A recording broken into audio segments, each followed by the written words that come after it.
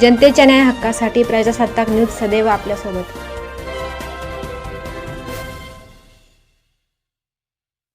सर्व पत्रकार बंधू भगिनींचं स्वागत. आज आपण पत्रकार परिषद जे अनुषंगाने बोलवली आहे ते संगमनेर नगर परिषदेच्या घर मालमत्ता कर आणि पाणीपट्टी या वसुलीच्या अनुषंगाने नागरिकांना आव्हान आपल्यामार्फत करण्यासाठी ही पत्रकार परिषद आपण बोलवलेली आहे. मार्च महिना आता 10-15 दिवस राहिलेले आहेत आणि नगरपालिकाची मालमत्ता कराची पाणीपट्टीची वसुली जोरदार मोहीम चालू आहे. आता नगरपालिकेमध्ये पण तुम्ही पाहणी केली असता मालमत्ता कर भरण्यासाठी मोठ्या प्रमाणावर गर्दी होत आहे. परंतु कोरोनापासून मागचे 3-4 वर्ष जे मालमत्ता कर वसुलीच्या थकबाकी जे वाढण्यामध्ये आणि पाणीपट्टीचे वाढण्यामध्ये जे परिणाम झाले त्यामुळं ती वसुलीची टक्केवारी तशी तितकीशी समाधानकारक नाही. थकबाकी आपली मोठ्या प्रमाणावर आहे. चालूची वसुली बऱ्यापैकी होत आहे. चालूचे 60%, 70% वसुली होते, पण मागची वसुली 20-25% वर काही जात नाही. तरी आपल्या माध्यमातून सर्व शहरातील नागरिकांना आवाहन करतोय की आपण त्या चालू आपल्या थकबाकीची जी आपल्याला व्याजाची शास्ती होती त्या शास्तीसाठी आपण आभय योजना शासनाने जी आपल्याला दिली त्या अनुषंगाने आभय योजना आपण लागू केली. त्यामध्ये जी थकबाकी आहे ती मे 2025 रोजी जी थकबाकी असेल त्या थकबाकीमध्ये 50% सवलत आहे आणि ही सवलत केवळ 31 मार्चपर्यंत आहे. 31 मार्च गेल्यानंतर ही सवलत आपल्याला मिळणार नाही. तरी आपल्या माध्यमातून शहरातील सर्व नागरिकांना आव्हान आहे की आपली थकबाकी घरपट्टी जी असेल पाणीपट्टी जी असेल तातडीने त्या अभय योजनेचा लाभ घ्यावा, भरणा करावे. चालूची जी मागणी असेल ती पण लोकांनी 20 तारखेपर्यंत भरणा करावे. कारण आपण जी चालूची मागणी असते ती भरण्याची तशी मुदत त्याला मार्च एंड नसते, त्याला मुदत डिसेंबर अखेरपर्यंत असते. आपल्याला 1 जानेवारीपासून आपण चालू आकारणीला सुद्धा 2% शास्ती लागू करतो. आपल्याला शासनाच्या अधिनियमानुसार चालू मागणीला जानेवारीपासून 2% आणि थकबाकीला 2% प्रति महिना. म्हणजे थकबाकी असेल तर वर्षाला 24% आपल्याला व्याज आकारणी होती. त्याच्यामध्ये कायद्यामध्येच शासनाने तरतूद केल्यामुळं ते आपल्याला आकारणी करणं बंधनकारक आहे. त्यामध्ये आपण कुठला याच्यामध्ये बदल करू शकत नाही किंवा ठराव घेऊन किंवा आपल्या ह्याच्यानुसार कुठलाही बदल करू शकत नाही. ती 24% आकारणी करणं आपल्याला भाग पडतं आणि ही 24% जी व्याज आहे त्यामुळं थकबाकीदारात परत निरुत्साह निर्माण होतो की एवढी रक्कम भरायची कशी आणि ती हळूहळू वाढत जाते. तर सर्वांना आव्हान आहे की 20 मार्चपर्यंत सर्व घरपट्टी पाणीपट्टीचा भरणा करावा. त्यानंतर आमचे सध्या नळ कनेक्शन खंडितची कारवाई चालू आहे.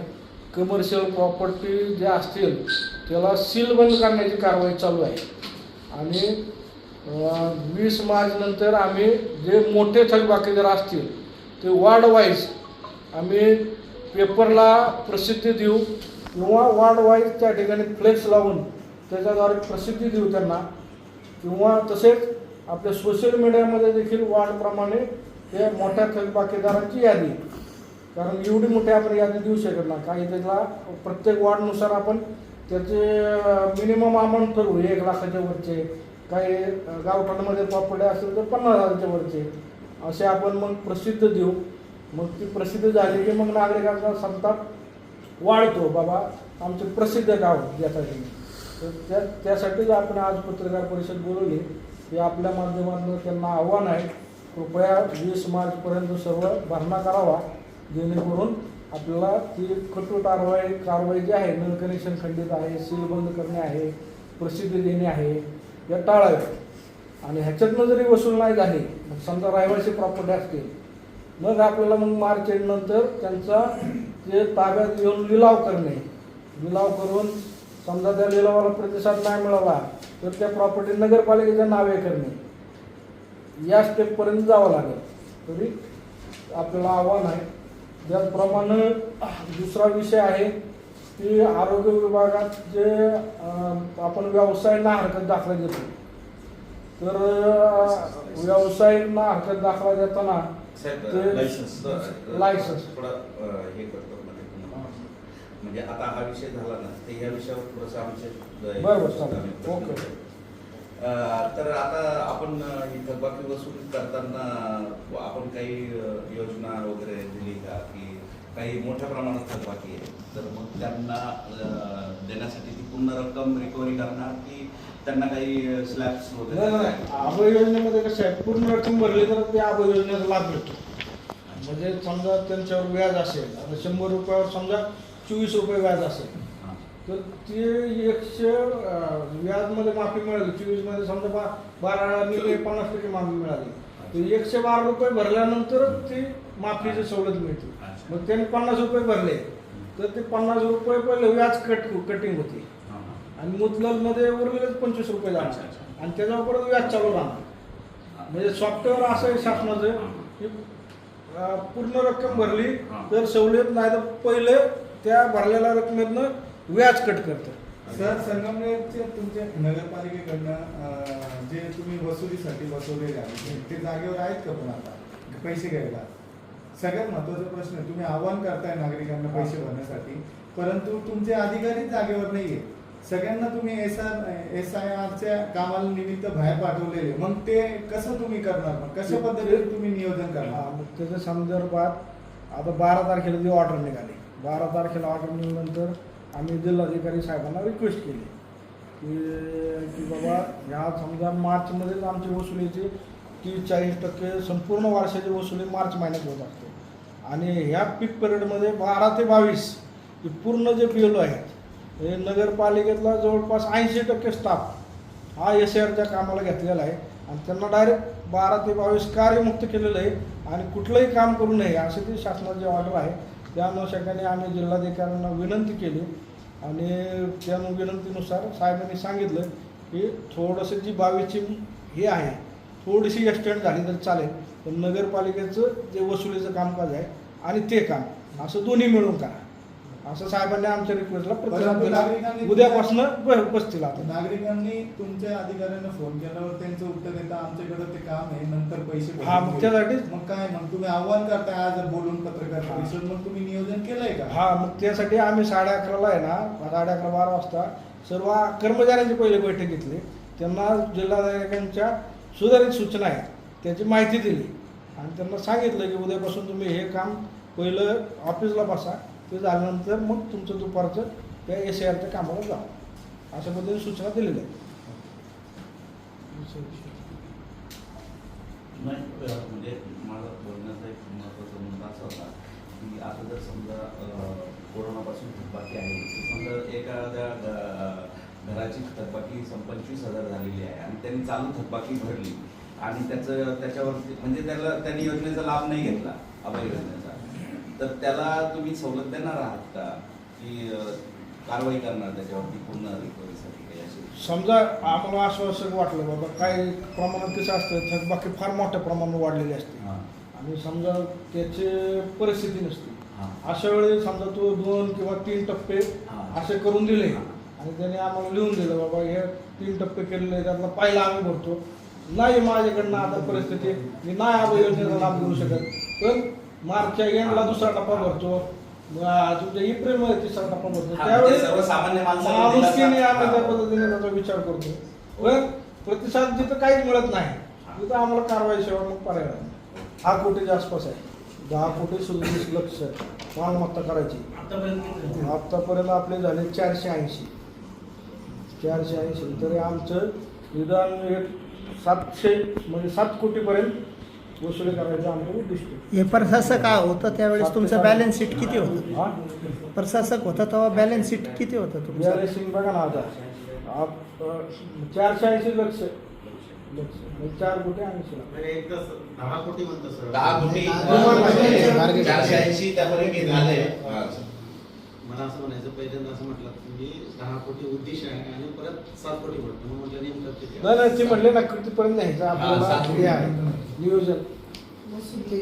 मागचे प्रशासक काळातलं विचारतो. प्रशासक म्हणजे आता या वर्षीचं बघितलं तर आपल्याला 5,80,00,000 आपली चालू मागणी आहे आणि 4,56,00,000 थकबाकी आहे. म्हणजे जवळपास आपले 40-45% थकबाकी आहे आणि 65% चालू मागणी आहे. आता त्या चालू मागणीपैकी आपल्याला 581 पैकी 381 वसूल झाले, म्हणजे ती आपल्याला 65% वसूल झाले. पण जे 4.5 कोटी मागची थकबाकी आहे त्यामधलं फक्त 97 लक्ष वसूल झाले, म्हणजे ते फक्त 20%-21% वसूल झाले. चालूला आपल्याला प्रतिसाद आहे, पण काही जे आहे ते थकबाकीमुळं काही भरतच नाही, त्याच्यामुळं थकबाकीची वसुली फार कमी आहे आपल्याला. वसुली करताना तुम्ही सुरुवात कुठून करणार आहे काय असं? नाही ना, सगळ्या वार्डमध्ये आपण आता पथक नेमलेले आहेत. आजच सर्वांचे मिटिंग घेतलेले आहे, त्याचे आदेश सर्वांना दिलेले आहेत आणि प्रत्येकाला केडरचे 2 कर्मचारी आणि ती वसुलीची त्यांची वार्डमधली टीम, मागच्या वेळेस अशा आपल्या 8 टीम केलेल्या आहेत. मागच्या वेळेस पत्रकार परिषदेमध्ये पदवीधर आमदार सत्यजित तांबे यांनी सांगितलं होतं का शासकीय जे कार्यालय सगळे पोलीस स्टेशन असो, प्रांत ऑफिस असो, तहसीलदार ऑफिस असो, तुम्ही त्यांना सील करणार आहे का? सर्वात प्रथम तिथून सुरुवात करणार का? त्यांना आपण पत्रव्यवहार केलेला आहे. जर आता कसं आहे शासकीयमध्ये त्यांना शासनाकडनं ती डिमांड कळवणे आणि शासनाकडनं ती येणे. आणि त्यांची उद्या आमची कलेक्टर साहेबाबरोबर मिटिंग आहे, त्या अनुषंगाने आम्ही सर्व डाटा घेऊन जाणार आहे उद्या कलेक्टर ऑफिसला आणि कलेक्टर साहेबांना पण रिक्वेस्ट करणार आहे की ह्या प्रत्येक विभागाच्या आम्हाला निधी हा मिळावा. जिल्हा कार्यकारी स्तरावर पण त्याच्या अनुषंगाने फॉलोअप चालू आहे की बाबा हा निधी शासनाला उपलब्ध करून त्यामध्ये नगरपालिकेच्या वसुली होतील अशा दृष्टीने आम्ही जिल्हाधिकारी यांच्याकडे देखील मागणी करणार आहे. पुढचं तुमचं दुसरं काय? दुसरा विषय होता आपला दरवर्षी म्हणजे आपल्याकडं कुठलाही नवीन व्यवसाय चालू करायचा असला तर आपल्याकडं आरोग्य विभागाचा आपण ना हरकत परवाना देतो. आरोग्य विभागाचा नाव म्हणतात नगर परिषदेचा NOC घेतल्यानंतर त्यांना पुढील त्यांचा शॉप ॲक्ट वगैरे त्यांचा मंजूर होतो. पण त्याच्यामध्ये बरेचसे व्यवसाय असतात की त्यांनी दरवर्षी त्याचं रिन्यू करणं बंधनकारक आहे, पण ते करत नाही. तर आपल्या माध्यमातून त्यांना देखील आव्हान आहे की आपला जो व्यवसायाच्या अनुषंगाने नगर परिषदेची जी NOC आहे ती त्यांनी दरवर्षी रिन्यू करावी. ती रिन्यू न केल्यामुळं काय होतं, त्याच्यामध्ये काय व्यवसायामध्ये बदल झालेला आहे त्या ठिकाणामध्ये त्याची आपली पाहणी होत नाही, व्हिजिट होत नाही आणि नगर परिषदेचं त्यामुळे उत्पन्न पण बुडतं. तर ते एक आव्हान आहे की ते रिन्यू त्यांनी रिन्यू करावं. त्यासाठी आरोग्य खात्यामार्फत ते रिन्युएशनची प्रोसेस चालू आहे. तर त्याच्यामध्ये ते सर्वांना आलं की तातडीने ते नूतनीकरण करून उपलब्ध करून देतात आहे. तर ते एक आव्हान आहे की व्यावसायिकांनी त्यांची NOC रिन्यू करून द्यावी. म्हणजे आता आम्हाला कधी त्याची गरज भासली नाही. व्यवसाय करणारे म्हणजे आता कुठले आम्ही पण व्यवसाय, तुम्ही सांगा. आमचा ट्रॅव्हलचा व्यवसाय समजा किंवा ॲडव्हर्टायझिंग एजन्सीचा व्यवसाय आहे, तर त्यासाठी आवश्यक आहे का ते? आरोग्य विभागाकडे जे उपविधी आहे तसं आरोग्य संग्राम्य नगर परिषद नमुना उपविधी आहे त्या अंतर्गत आपल्याला आरोग्य विभागाकडे जे काही लायसन्स उपद्रवकारण धंद्यांसाठी आपण उल्लंघन करत आहोत. त्यामध्ये कोणत्या असतात? त्याच्यामध्ये हॉटेल्स आहे, प्रिंटिंग प्रेस आहे, मेडिकल स्टोर आहे, हॉस्पिटल आहे आणि त्याचप्रमाणे पेट्रोल पंप आहे, असे भरपूर व्यवसाय आहे त्याच्यामध्ये. त्याच्यामध्ये त्यांना एक यादी उपलब्ध करून गोंधळ लावायचा. आणि अशी व्यवसायांसाठी आरोग्य विभागाकडे उपद्रवकारक लायसन्स बंधनकारक आहे. आणि असे लायसन्स काढण्यासाठी बऱ्याच लोकांनी लायसन्स काढलेले आहे आणि दरवर्षी ते रिन्यू करणे महत्त्वाचे असते, बंधनकारक असते. काही लोक नूतनीकरण करत नाही, त्यांनी तातडीने नूतनीकरण करून घ्यावे आणि ज्यांनी काढलेले नसतील त्यांनी नवीन लायसन्स तातडीने काढून घ्यावे. त्याची व्यवस्था या ठिकाणी आरोग्य विभागात केलेली आहे. सर आता जे सत्येंद्रांनी मागच्या वेळेस सांगितलं होतं की परमिशन बांधकाम परवान्याची, त्या संदर्भात आपण काय उपाययोजना केलेली आहे? बांधकाम परवाना हो, कारण की तुम्ही 22 ते 23 जे कॉन्ट्रॅक्टर आहे किंवा मग ते इंजिनियर आहे त्यांना तुम्ही बॅन केलेला आहे किंवा मग त्यांना थांबवलेलं आहे, मग आता पुढे काय त्याच्याकडे? त्यांनी काय केलेलं आहे की बांधकाम परवाना म्हणजे प्लॅन एक मंजूर करायचा आणि प्रत्यक्ष बांधकाम वेगळं करायचं. तर त्या अनुषंगाने आपण त्यांना नोटिसा दिलेल्या आहेत आणि ब्लॅकलिस्ट का करण्यात येऊ नये याचा खुलासा मावला आहे. अजून आपण त्यांना ब्लॅकलिस्ट नाही केली, तर त्याच्यामध्ये जर सुधारणा नाही झाली तर मग ती पुढे ब्लॅकलिस्टची कारवाई.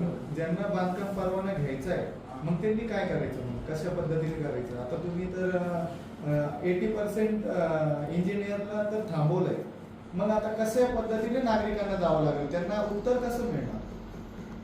दुसरे आहेत ना, बरेचसे व्यवसाय करणारे आहेत जे व्यवस्थितपणे व्यवसाय करतात, तर त्यांच्या मार्फत त्यांनी करून घ्यावं. आणि अजून ब्लॅकलिस्ट नाही केलं, आपण नोटिसा दिलेल्या आहेत. नाही, पण ते का त्यांनी थांबवलं सर?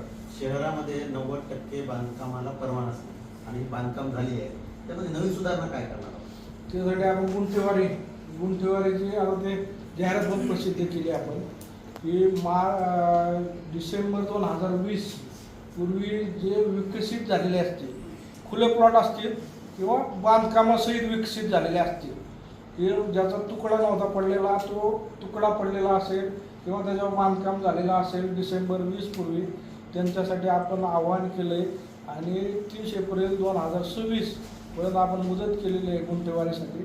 त्यांनी आपल्याकडे गुंठेवारी अंतर्गत रेग्युलरायझेशनसाठी प्रस्ताव सादर करावा.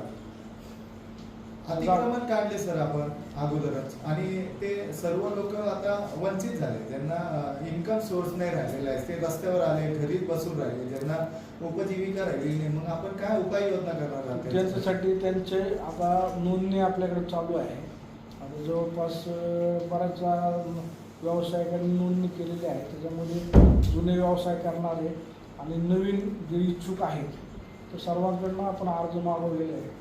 आज आपण त्याची शेवटचे दिवस ठेवलेले आहे की अर्ज आल्यानंतर जुने व्यावसायिकांना आपण प्राधान्य देणार आहे. त्यांची आपली 860 जणांची यादी आपली पहिली आहे.